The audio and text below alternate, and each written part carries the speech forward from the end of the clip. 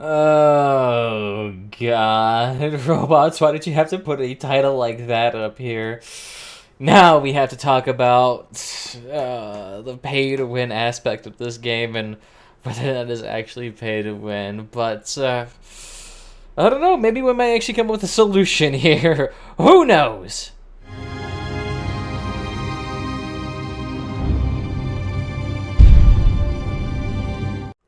So if you're unaware of where this pay-to-win accusation comes from, you could easily find out if you peruse anything resembling the Steam homepage for this game and go through any of the negative reviews that are just talking about how this game is pay-to-win due to primarily two things: the endless grind and the aggressive monetization of this game.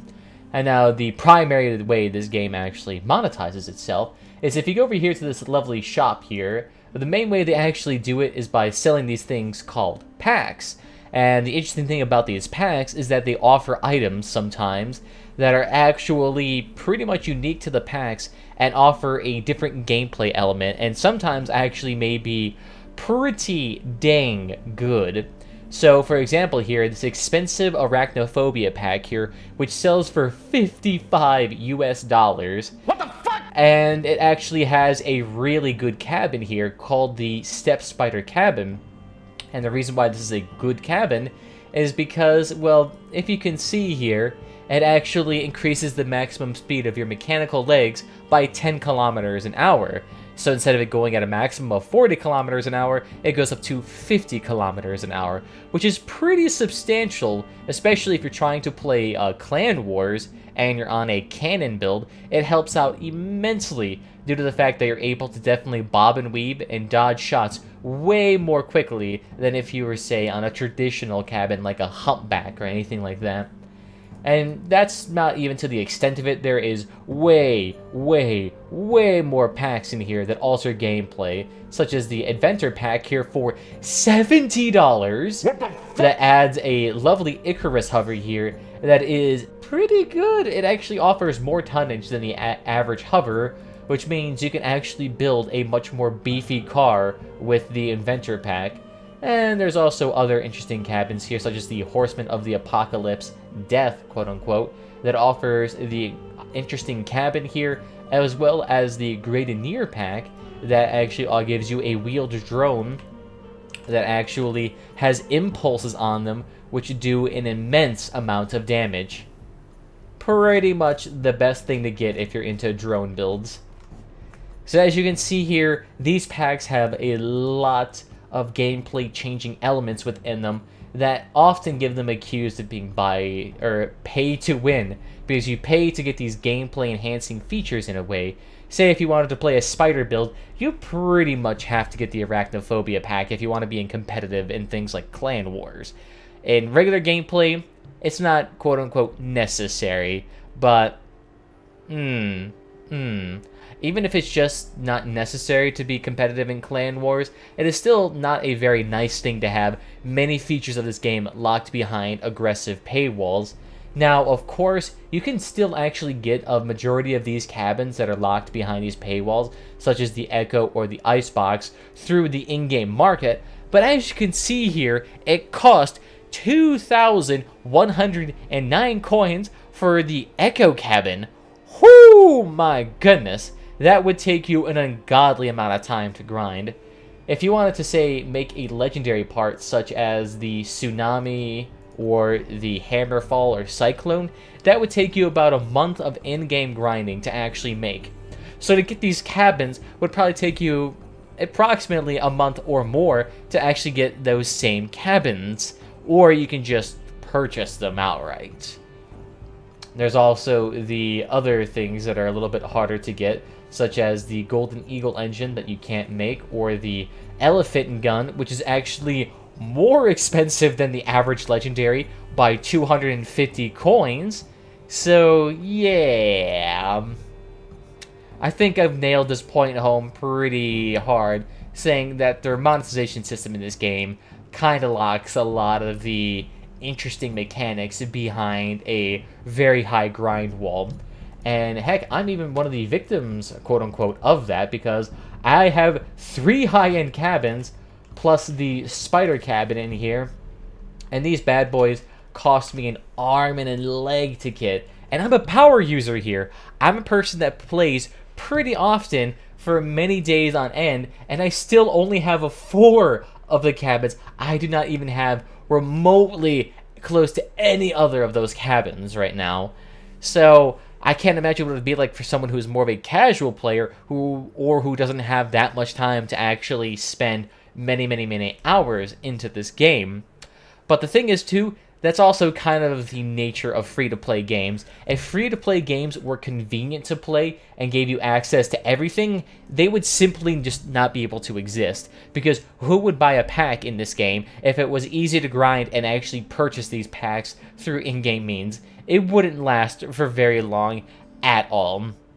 Same thing can be seen within, say, Elder Scrolls Online, which is another buy-to-play game. But in order for you to actually not get a huge amount of grinding or are not terribly inconvenienced, you're definitely encouraged to get ESO Plus, which comes with this crafting bag that allows you to stuff all your crafting reagents in it, which massively helps you out if you're ever trying to actually get somewhere and be a decent crafter in that game.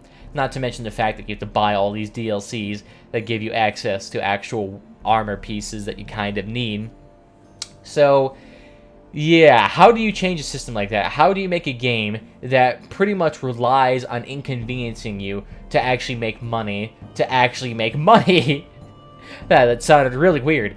But take a look at a game like Overwatch. That game right there has a different monetization system entirely, where they use loot boxes full of cosmetic items such as sprays, skin, highlight intros, or just straight up currency that offer no distinct in-game advantage other than you actually able to flex, able to actually look pretty dang spiffy there.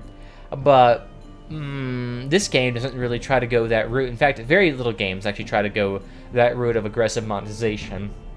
They've dabbled in it here and there with customization kits. You used to be able to craft these kits through the engineer section, but they've long since got rid of those, and instead now really the only customization kits or skins that you can buy are off the store for about $5 a piece. Not in loot boxes, which is kind of convenient, but still quite expensive, say if you want to have this look for a trucker cabin.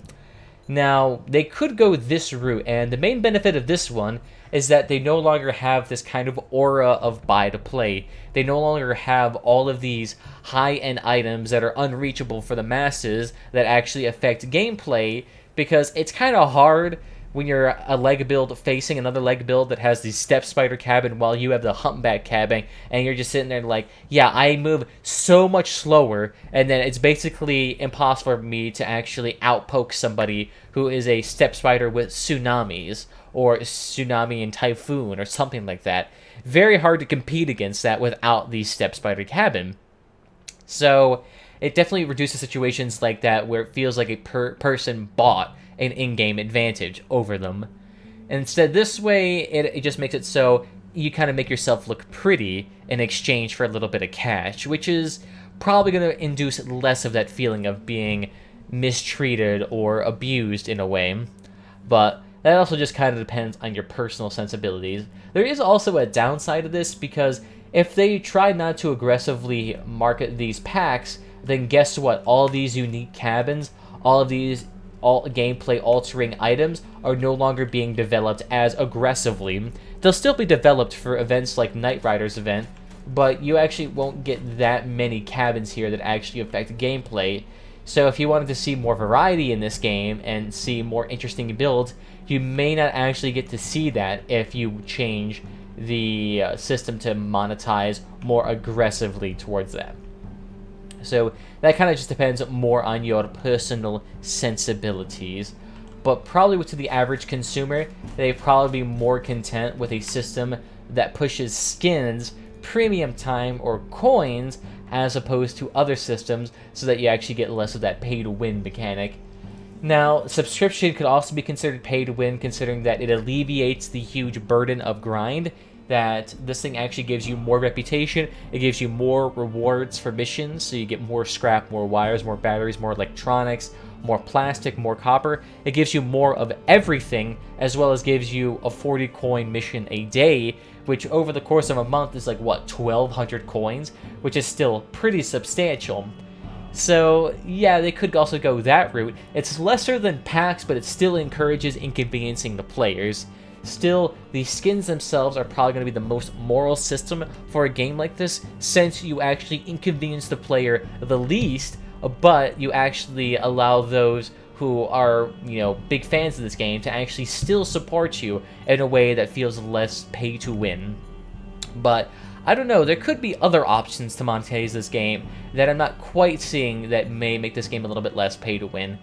So say, instead of actually using these packs that try to justify their extremely high price tag by combining all of these items together, they could just simply make it so that you can buy the paints separately, that you can buy the portraits separately, that you could buy the sticker separately, that you could buy the cabin separately, that you can buy the wheels, tracks, whatever. Allows you to buy all these parts separately, and allows you to do that instead. So, say if you just wanted to buy the step spider cabin, you could pay like $2, $3 to buy that, instead of paying, $55 to pay for that cabin instead.